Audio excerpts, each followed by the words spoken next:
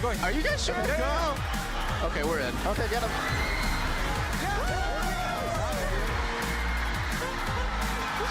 All right, I love you guys. I love you guys. And what a way to end your final game of this summer. And what a way to get now into the finals. TSM's logo on your screen now, only 2 games away from winning North America for the 4th time in 4 years. Yeah, and C9, though, would also be 2 games away from winning their 3rd title and tying TSM, so we got ourselves a great series on the way. Yes, we do. Of course, welcome back to the Air Canada Centre here in Toronto, home of a lot of great athletes. Now the ones on your screen are TSM and Cloud9, and TSM playing much better now in the second game, playing more aggressively as you guys wanted from that first. Yeah, and TSM was able to get much more of an early edge. They were able to converge on mid lane, get Bjergsen ahead, and he was really able to help them push the pace, take down these outers. And then in the mid-game team fights, Haunter was also huge, bouncing back from a very poor performance in Game 1 to an amazing performance in that game 2, neutralizing the backline of C9 in so many of those big fights. Right, and C9 playing basically 2-threat comps the entire way through. You know, it's always on Jensen and Sneaky, and if one of them gets basically solo killed by that TSM top laner, then it looks a whole hell of a lot better. Yeah, and every single one of these guys need to step up to the pressure. We saw some jitters in Game 1, a few jitters in Game 2, but it does seem like they're kind of starting to settle in a little bit, and now it's really anyone's series with the adaptations from the first 2 games pick and ban. So with this series all tied up, Doublelift shares what it means to be back in the finals. Summer Split is the one that means the most, and last Summer Split, I came into finals with CLG and we like smashed it. And I think this Summer Split, I feel kind of the same, like unstoppable force. Like our team is just so strong. We just play insane sometimes. So I think like claiming the championship and taking it away and becoming like the team with the most number of LCS titles, it's like a pretty historic thing. And especially in Summer Split where it matters the most. So I'm looking forward to it. Definitely think they did look amazing in that game there, and we'll see if they can continue that forward into game number 3 and get themselves an edge in the series.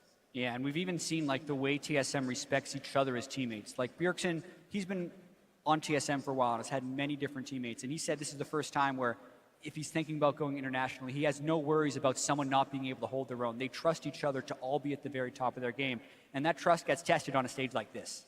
And so far, it's been, I guess, some misses, but a lot of hits now for TSM. After Game 2 looked, I think there's a good chance they can keep that form heading into the back half of this series. No Syndra allowed. Tom Kench banned away as well. You're seeing them drop that off the table. TSM continuing their chain of Tom Kench bans. The question for me is, does C9 actually leave Vladimir up for that first pick as they did in game number 1? Because they were not willing to give it over to red side, but they were willing in game number 1 to give that Vladimir pick to that blue side. No, okay. Ooh, wow. TSM saying, yeah, we know. And it's funny because they could have like banned the Cassiopeia and said, oh, well, as long as we don't play that matchup, we're fine here. But it might have been some other mitigating circumstances, like Tom Kench being good for an eventual Malzahar, things like that. So the landscape of Champ Select has changed, and they don't want to play Vlad at all. The mind game that I wanted to see TSM play was to leave it unbanned and not first pick, because it has shown that C9 doesn't hold a very high priority to them. So you would kind of be telling them exactly what to do and also denying Jensen the chance at a counter pick. So I wish they would have done that, but they've chosen elsewhere. Let's see what they do with their first pick. And now we get to find out, will it be the Jhin takeaway again? Because you have to feel maybe C9 will be willing to take it on this first rotation if Jhin goes unpicked as the first one. Gnar was the first pick for C9 when they were on blue side in the past game. Rek'Sai has been creeping up the priority list, and that's a little surprising to me. I actually think that Gnar Jhin would be a fantastic second round here for C9 if they're willing to make that pick this early on. And actually, wow, more priority on Trundle, and that has been pretty popular in both series here. They're just reading the fact that tanks are being picked up so frequently. They're assuming Biofrost continue to play melee champions, and Trundle, one of the best matchups to fight a tank, while still being a tank yourself, and what they're going for. It is really good, but at the same time, look at Adrian's success on a champion like Taric, right? He was playing Trundle all throughout the series, and then the amount of things that Taric can do are very comparable to Trundle, and you can also have this amazing teamfight ultimate, so I don't really feel like the priority that is that warranted on it, but it may be that they're worried about Biofrost taking it away too.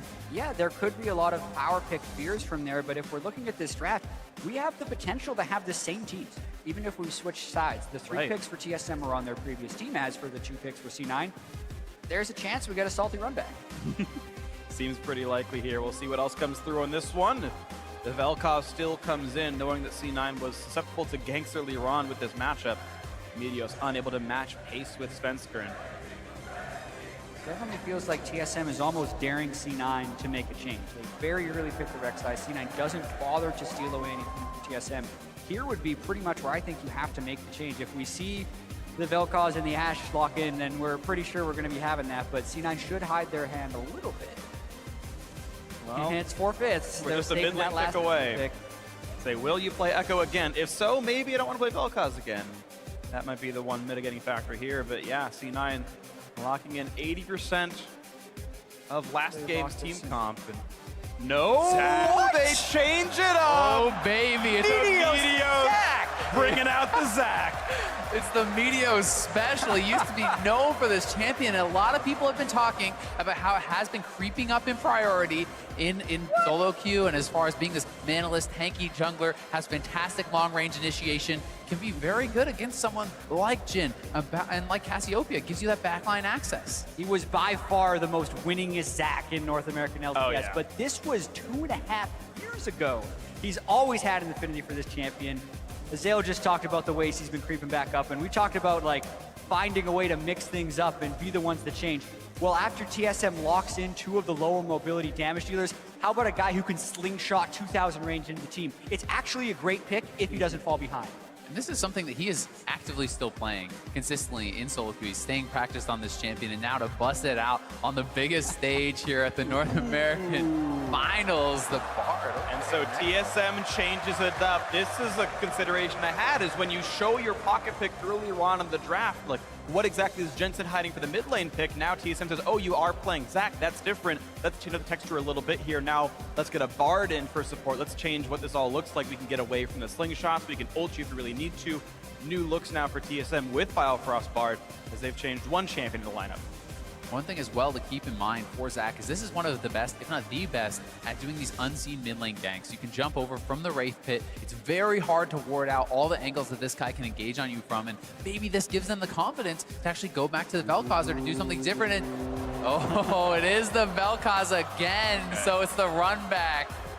Jensen says, close. Fool me once, shame on me, fool me twice. Yeah, run back in the mid lane matchup, but maybe the jungle matchup will be different. Only one champion select tweak for both of these teams. The support switches from Braum to Bard. The jungler switches from Gragas to Zac. To be fair, it's a big change for Cloud9. We have not seen Zac in a long time, and I, for one, am super hyped. Yeah, just thinking about the early game, I think it's going to be so critical.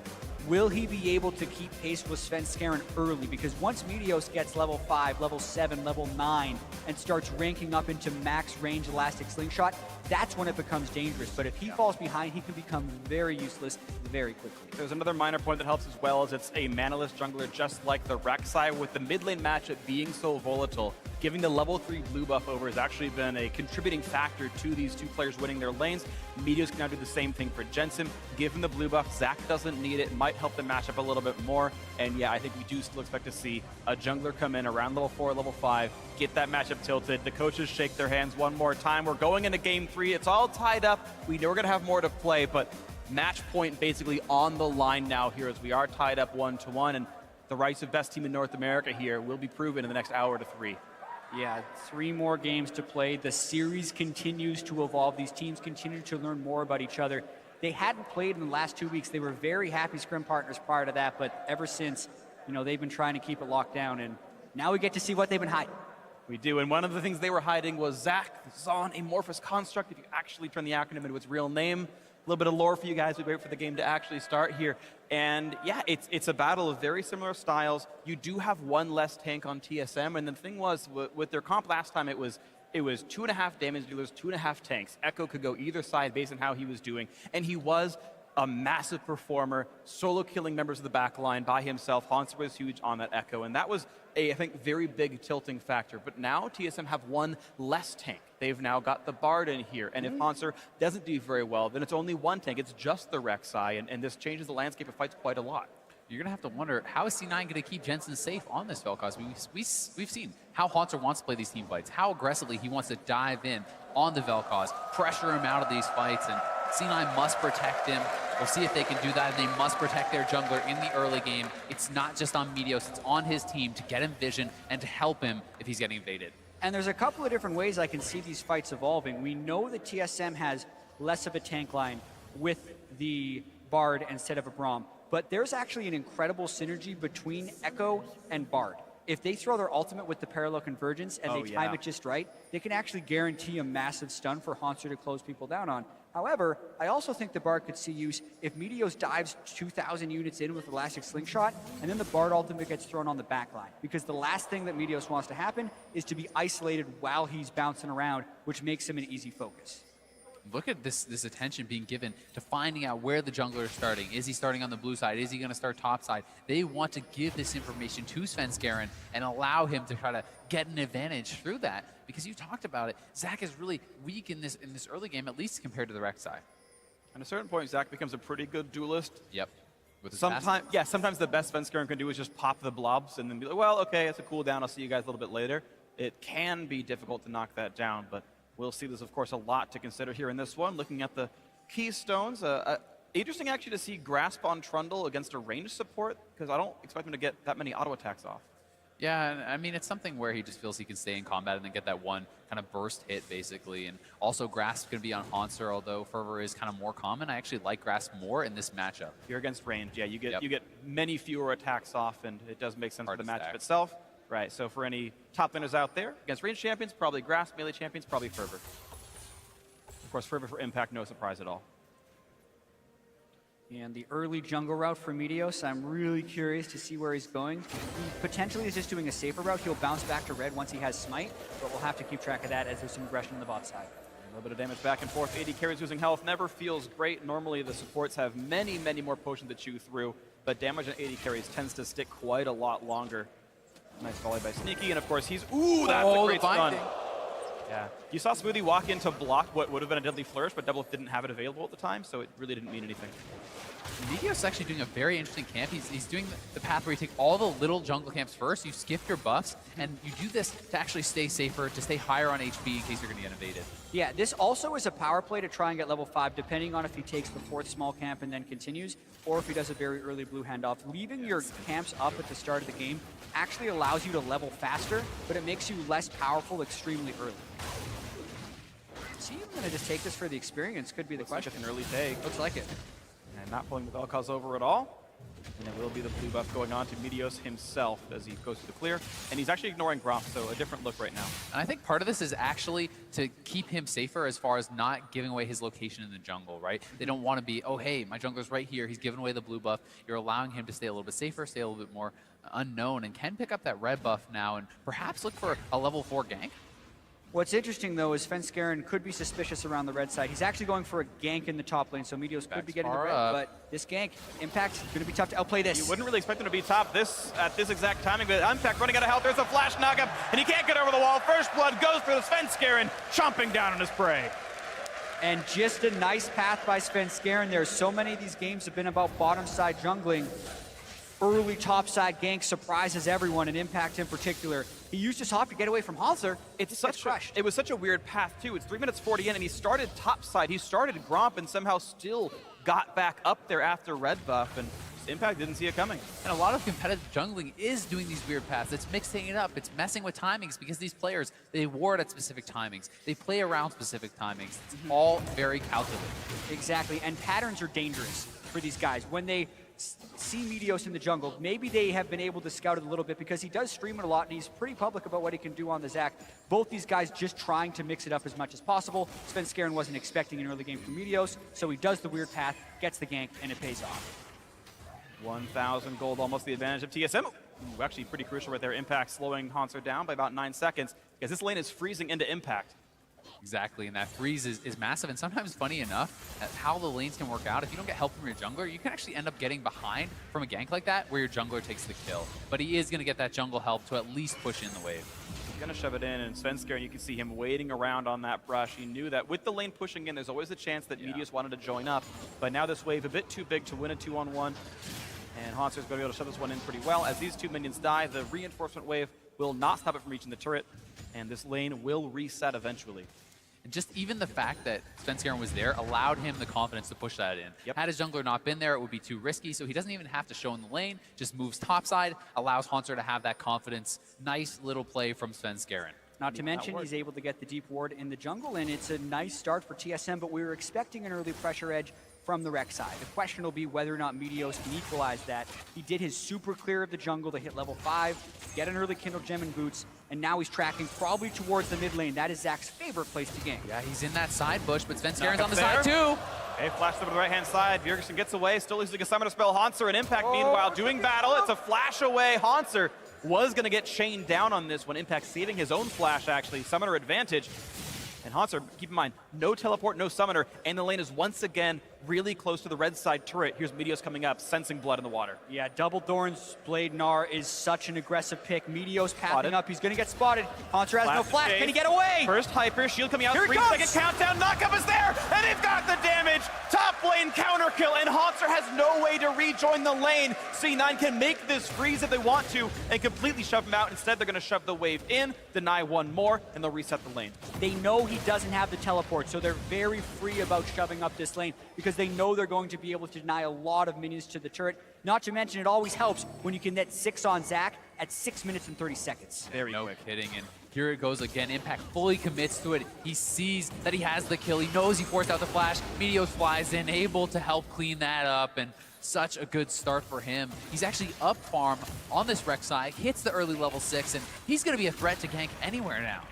Yeah, he's been able to get out of the early game.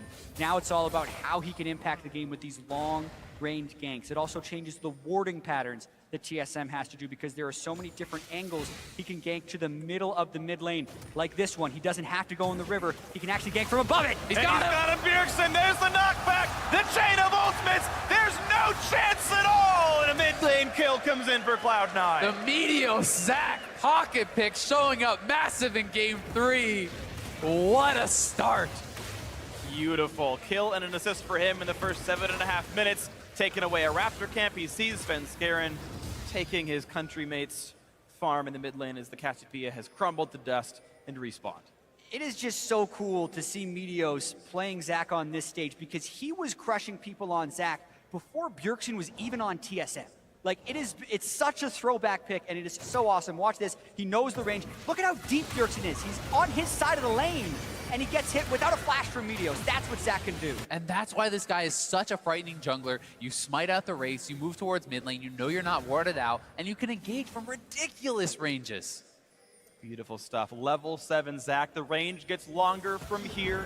Be aware, TSM. Biofrost gets a bit of help, though. He's got Svenskeren around him, and it'll just be a trade of blows. Right now, TSM, again in contrast to game 1, but much like game 2, they're winning the 2-on-2 down here. You see a 10 farm lead for Doublelift. They're playing for the blue buff as well. Svenskeren here. Meteos, no! The early smite? No, it did go over. I take it back. He dealt enough damage. Yeah. Early smite or not. Great secure by Svenskeren somehow as Meteos tried to fly in for a steal. The last 10 health was dealt. TY red buff. One of those really funny things about Zach is you actually can smite while you're flying through the air. So you can even do crazy things where you fly over a dragon pit or over the Baron pit and smite as you're going over, and you can just go right through, steal it away. It's pretty cool. Yeah, notice the pink ward war, though, in this river, because that is so critical if Bjergsen wants to have anything to do with that mid lane, is being able to at least have a chance of spawning the Zach. And part of the story of this series so far has been so goes the mid lane, so goes the game. And Jensen is the one to get ahead here. Now, he's the one being gifted over that kill from his jungler's help, and it could be very, very big. And we know we've seen Impact dominate top lane one-on-one with a small lead. Haunter was the reason that Jensen didn't hard carry in game 2. Haunter's now being held down. Meteos has Wraith buff, and he's looking.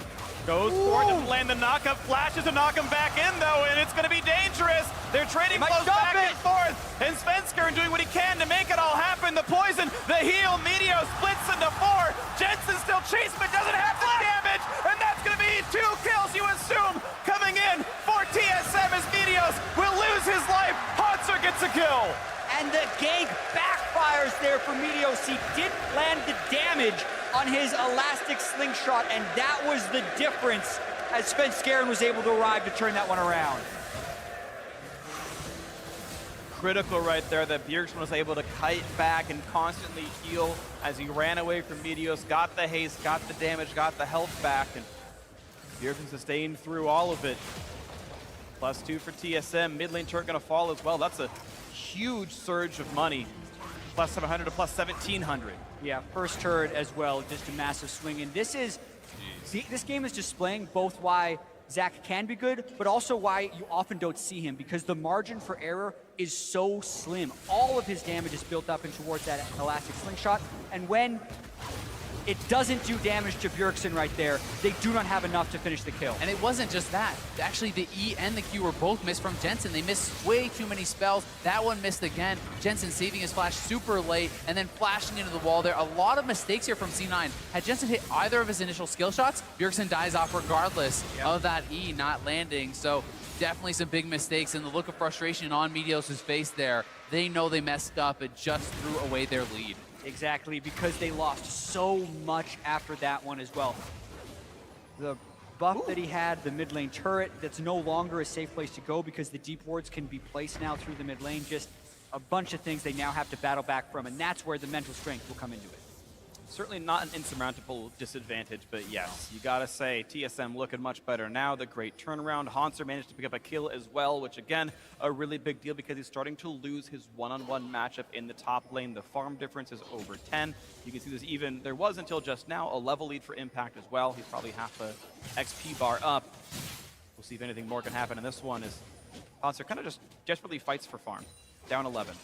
An arrow actually flew wide in the mid lane right there, so C9 had maneuvered to try and get a pick, but completely whiffed on it, and that actually allows Biofrost to move in for some very aggressive wards. He's completely safe. He can always magical journey out. Meteos has to leave his own jungle even. He says, nah, I got this after all. And Nope, just Sven kidding. took it. I've got smite still. JK, buddy. And look at that. Priority over this bot lane turret.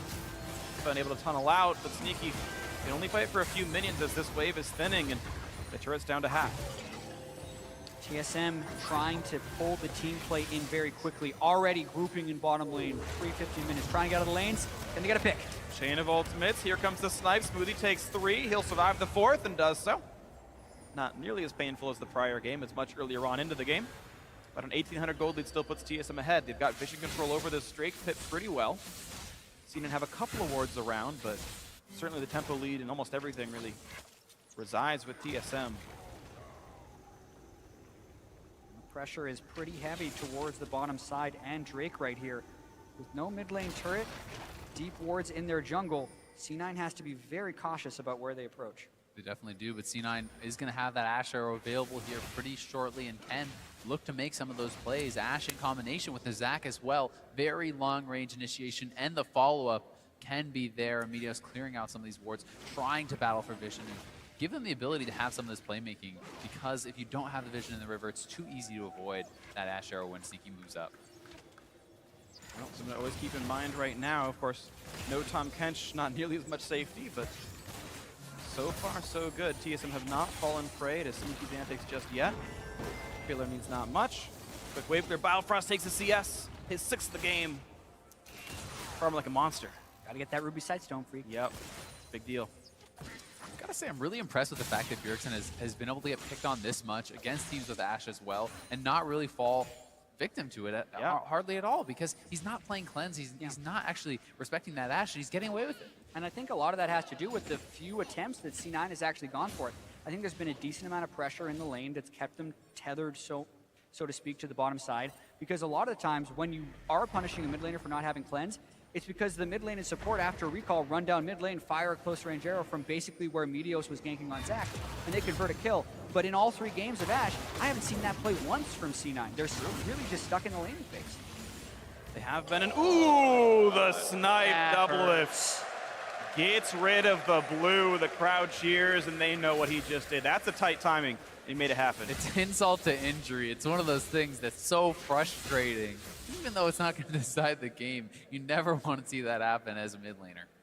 But things add up over time. You know, maybe that turns into 5 more CS. Maybe he doesn't finish a void step. Double lift. Double lift flashes on. Maybe he reflex. Knock back around. Arrow's going to land on Biofrost. That should be a kill onto the Bard. Flashes into the magical journey. Meteos chases too deep. He's going to get split up into 4. And yeah, that's Meteos getting teleported. Now can the team regroup in time? The teleport to keep the Bloblet alive. It doesn't take damage. Here comes Impact. Meteos jumps over the wall, but into Bjergsen's waiting arms, and another kill comes through. That's gonna feel good for TSM, and even more insults. Snipes on a smoothie, losing health, has to flash away from the tempered fate of Bard, and T9 losing another. Meteos just wanted that kill so badly after that mid lane disaster. He commits heavily to it, gets the flashes, but he's not happy with just taking that flash. He wanted the kill and couldn't get it. And you could see that Sneaky was considering following through on that one as well, but decided not to. Hanser, though, could get solo kill. Hanser does not have the ult. He used to get back into lane. One more hit will do it, and Impact gets the damage he needs. He'll survive this turret shot, and he's gonna recall if no one shows up to kill him. What a nice pickup. TSM, they'll get the Mountain Drake on the bot side. And they needed that. They needed something to go their way. Impact makes it happen for them in the top lane, giving them that confidence back, that burst of energy from seeing something good happen. You can't just have things go the other way time and time again. Yeah, and this one did go the other way. They can catch out Doublet, but he flashes to avoid the damage, and they think they're going to be able to finish Firefrost. The CC is chaining, but he flashes into his own tunnel, and no one's actually close to Meteos. Sneaky runs up, but after we're thinking, should I go? But a full house stun scare and a full house Doublet means it's a bad idea. Then the teleport comes through, and even though it does save Meteos for a while, that would be probably a Gnar death as well as losing pressure on that top side. Meteos flies over. Hanser did complete his teleport, and it is a dead Zac. Certainly the right choice for Impact to cancel there and had no way to actually contribute. Meteos just overcommitted. Could have just taken, throw off the E, get double a flash, back off. Now siege that turret. Now try to get the advantages that way. Instead, they go for more, they get punished. And they do indeed. Right now, it's a 2,000 gold lead. It's actually stayed about the same. They've been trading resources reasonably close back and forth. You talk about advantages of TSM. You've got 2 kills on Bjergsen in the mid lane. You've got a bot lane that's looking pretty nice. It's plus 20 right now in the top lane for Impact. He's the winning lane. You talked about things that C9 needs to turn this morale war around. A solo kill in a 20 minion lead feels pretty good. Yep, and as we've seen, Gnar, who's ahead, is really hard to deal with. It's just a matter of whether or not C9 can have the isolation from Impact and get him to draw multiple people up, which then can create play-making opportunities for the Ashe and the Zac. The pick potential of the 4-man squad for C9 is still incredible, whether or not they're down in gold. And Jensen is really doing quite well for himself too. He has a kill, he has a CS advantage over Bjergsen, so he's not falling behind because of some of these things that haven't gone their way. And you know, really it's just about Meteos staying relevant, keeping up his farm, because you don't want to fall too far behind on that Zac. You have to build full tank and you have to be relevant. We'll see if it can happen. He's getting some level of farm. He's got himself the Cinder Hulk. I've seen some Zacs go Runic Echoes and use that as... Oh, jeez. Oh, geez. Impact again, just finding the solo kill. Hanser didn't even get to cast the ultimate. He had it up and it didn't happen. Bjergsen's coming in though. Well, the hop came in time and it bounced off of a minion, so Impact has a lot of time to buy. Teleport, it's going to be close. Can Spencer get the knockup? He's... okay.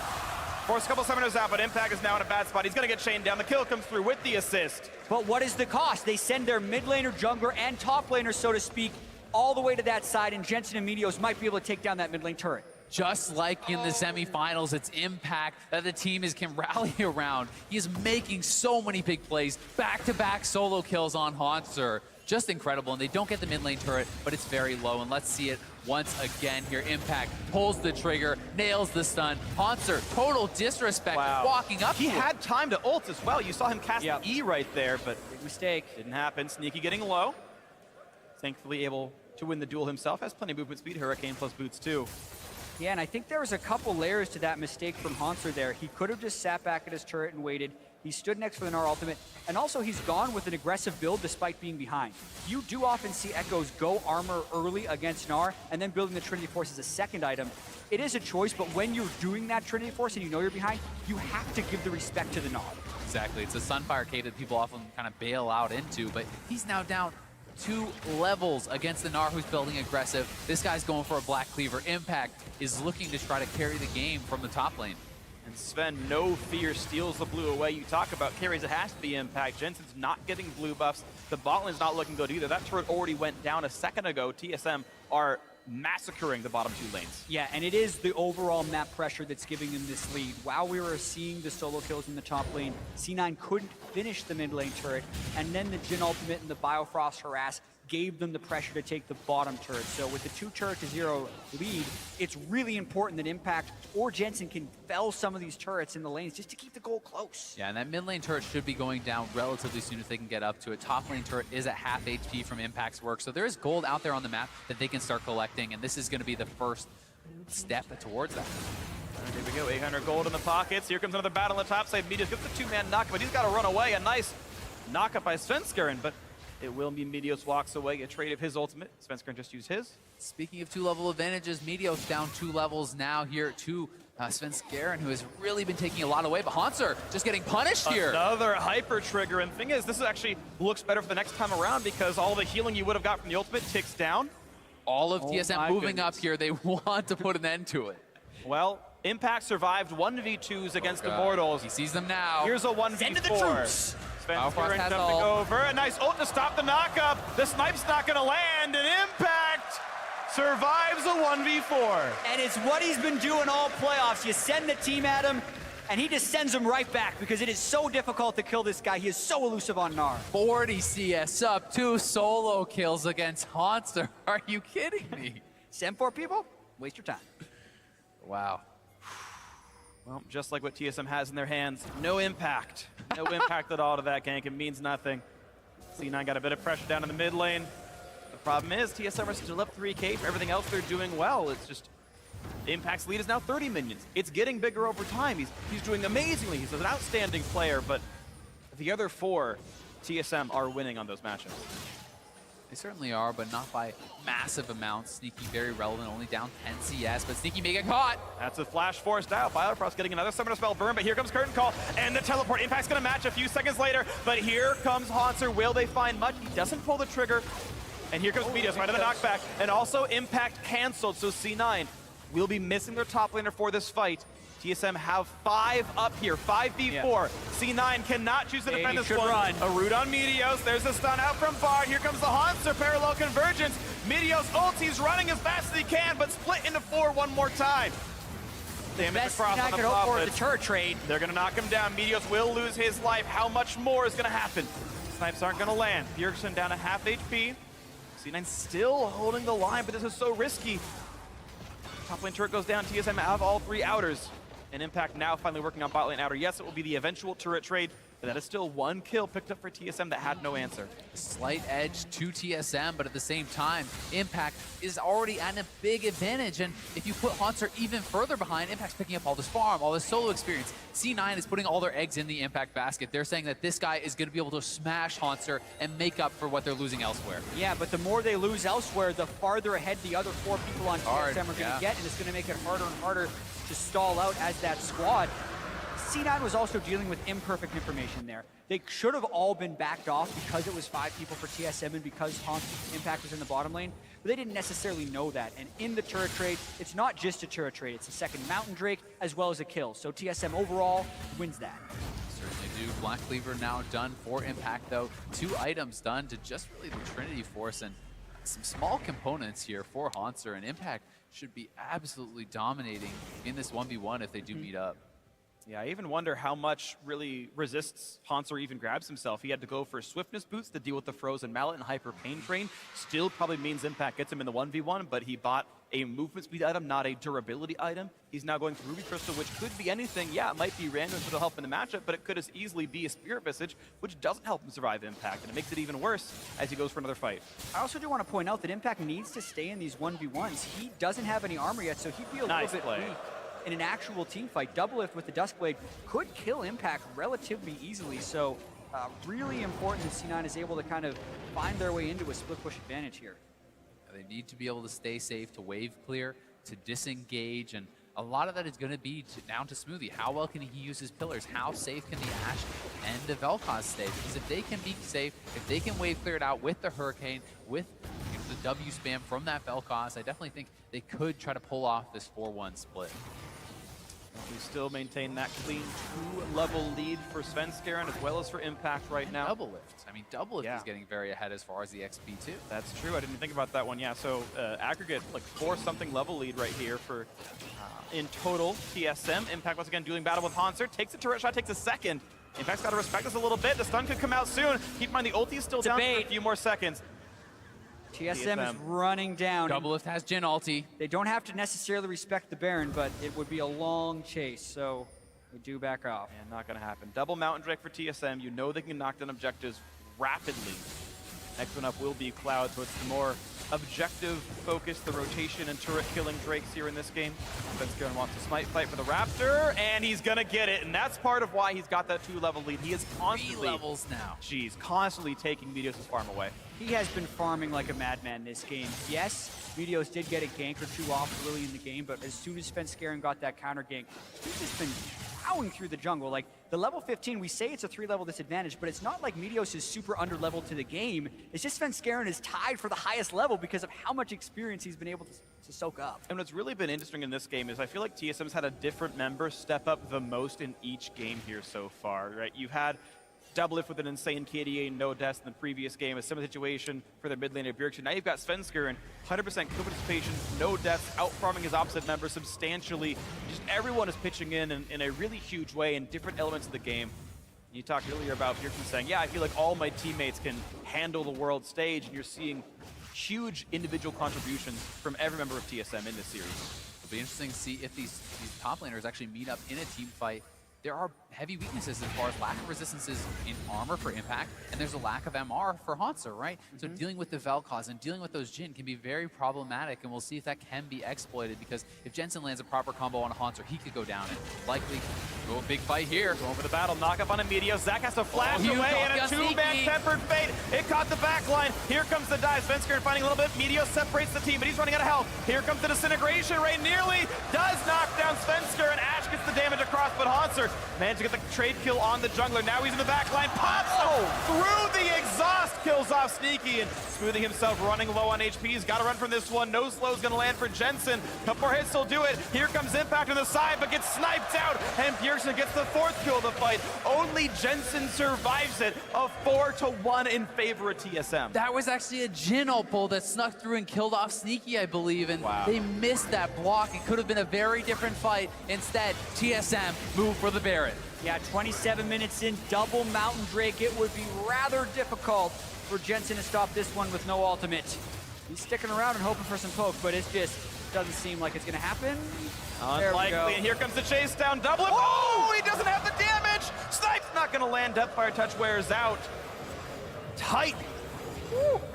Slim margins in a lot of these fights, but TSM is consistently coming out ahead, even with the early ganks that Meteos was trying that just turned back around. This time it's Meteos actually getting caught out at the start of the fight. Yeah, he does get caught out. He can't get that initiation at all, and it's C9 funneling, and a great ulti here, but it was actually Jensen, I believe, that knocks up Svenskeren, preventing that knock-up on a Sneaky, keeping him alive, and they get a lot of return damage, but they're not able to really finish off any key targets. Just Svenskeren going down, and you can see the Impact is so late to join the fight, just now completing his TP, and then there is the Jhin ulti. Smoothie missed the block on it. Had he been able to keep Sneaky alive, it could have been much different with Impact coming in on the backside. Absolutely. Impact as well, though. We mentioned how his low armor build is going to leave him vulnerable. How about a 1,170 damage crit to finish him off?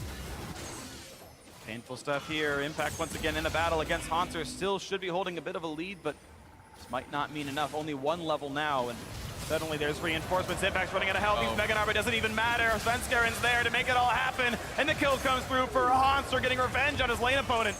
Tempered Fate hits Smoothie. That's going to be a blended Trundle. Double kill so far for Hauntzer. Smite not quite going to land, but turret down. Arrow's going to hit. Going, but not desperation. enough. Yes, they catch up Doublelift, but into the back line they go. A double already for Bjergsen. He just going to run everybody down. No one's left alive. It's the split of the blobs.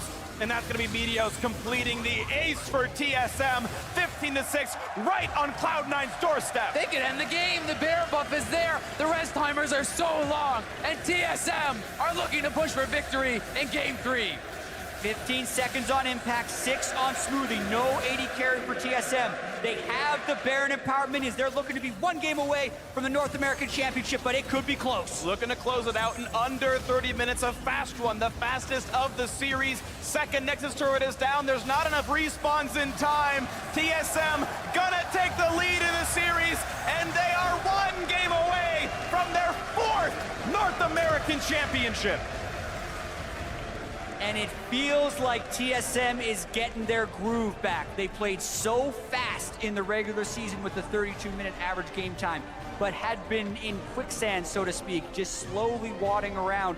40 minutes were their game times before, but sub 30 against C9 to put them 1 win away from the championship. And you have to feel like so much of it came down to the early game, to those ganks, that went sideways, that got turned around. C9 felt like they were in such a good spot, and then that missed elastic slingshot, the missed skill shots on Bjergsen. He turns it around, gets going for the team, and Sven Skaren from there just felt like he completely took over the jungle. Meteos ending the game 3 levels down, constantly being evaded by this guy.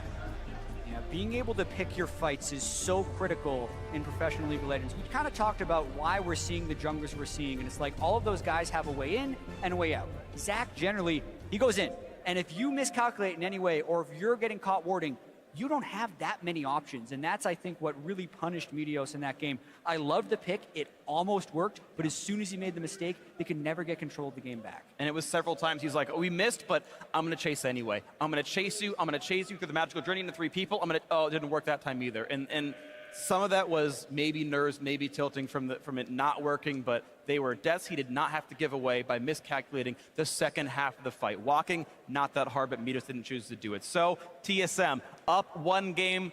Sorry, yeah, up 1 game, 2-1 so far in the series. 1 more will do it, but now it's time to send it over to the analyst desk. Thank you for the update, Freak. It is coming down to TSM's game point now, and Cloud9, it almost feels like there's something that's been figured out here, and TSM may have that number. Well, the draft in particular has been so critical for TSM. They pinpoint the rec side. They saw how important it was yesterday.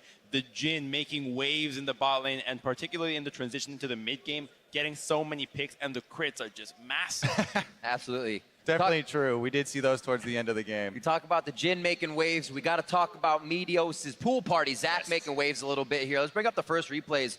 The first one, I call these forget about Zach, because that's exactly what it looked like TSM had happened. And honestly, this replay is a lot about impact. Earning up that first kill right there, bullying Haunter. But here we go. This is the mid lane play. You know that you're going to look for when you do have Zach. Previously, he burned the summoners off Bjergsen. Yeah. So you're a sitting duck there on Cassiopeia. But this second one is where we start to see where they force it a bit, right? Meteos is unable to keep a clear head as the match goes on, knowing that it kind of feels like he has something to prove with this Zach, and he's really trying to force those mid lane ganks.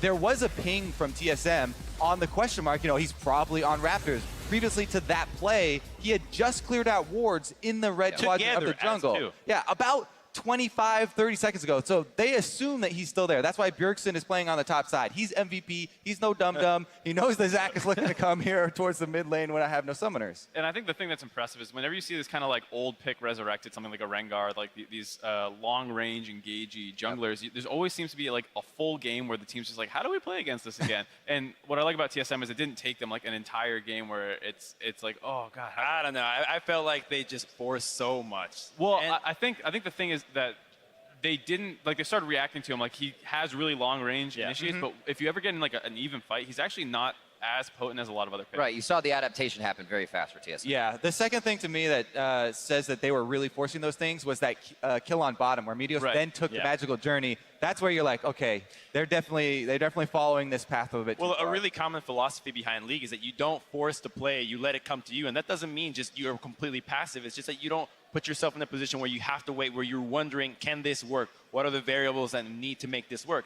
Whereas that first gank onto the Cassiopeia, nice and easy, you show up and you do it right away, and it's right there in front of you. I think that's one thing that TSM does extremely well is they take their small advantages. So like if you look at that bot play where Doublelift had to flash and Biofrost had to flash, that's the kind of thing where you have so many tools, just wait a minute and a half, come back, reforce that play. Impact's winning top. You have an Asher, you have Zach, you can remake that play when they have no like summoners. And it kind of comes full circle to the thing we were talking about before, you know, best of 5. It's all about the poise and the long game here, the adaptations between them. And already it feels like Cloud9 need to refocus after this.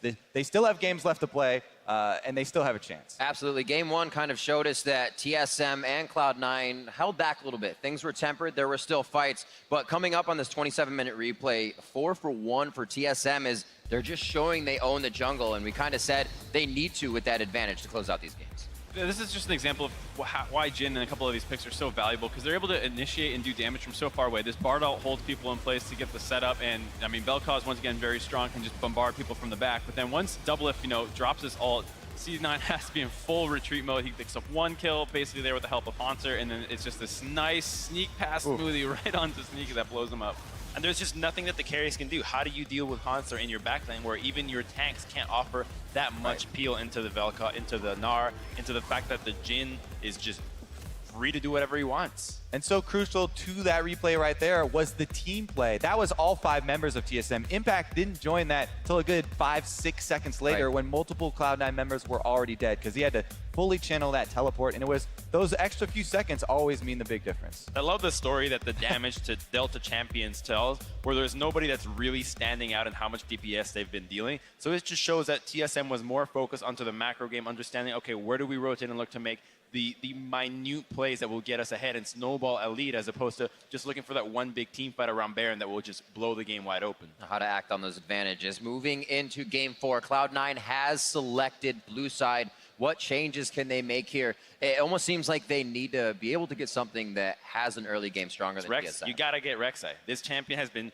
just devastating series after series. Junglers that are kind of struggling are unable to deal with the likes of the pressure that this champion puts. And even if she falls behind, you go Tiamat, you get ahead. We saw even a 3-level disparity at some point. I mean, 2 is already too much. 3 is like you lost.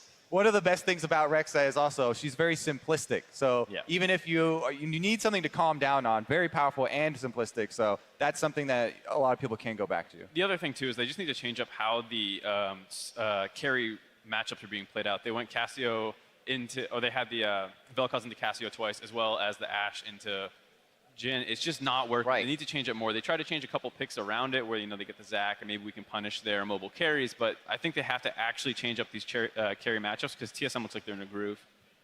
All right, well, we do have one more game if TSM is able to win it. Cloud9, however, really need to pick things up. Looking at what has happened throughout this, they are exploring things. Champion select has been different for them from game to game, but like you guys said, focusing on that Ashe, focusing on a few other things may be hurting them. We'll see if both teams change things up, as TSM are just 1 win away from claiming the title of North American champion. Stay with us through the break to see if they can close out the series or if Cloud9 will strike back in game 4. You're watching the NALCS Finals.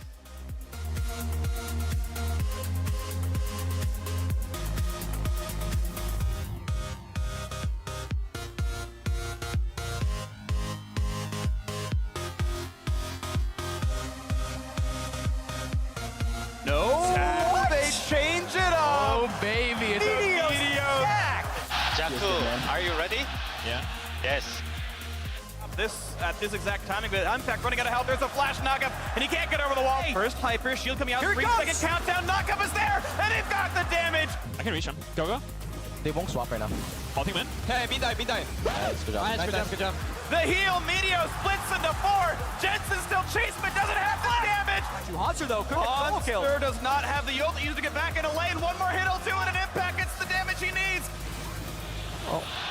I'm looking. I got Zac. Can we go? Yeah. Look at Ashe. I push ult. I got him. Nice. Yes, they catch off Doublelift, but into the back line they go. A double already for Bjergsen. He's just gonna run everybody down. No one's left alive. It's the split of the blobs. TSM gonna take the lead in the series, and they are 1 game away from their 4th North American Championship.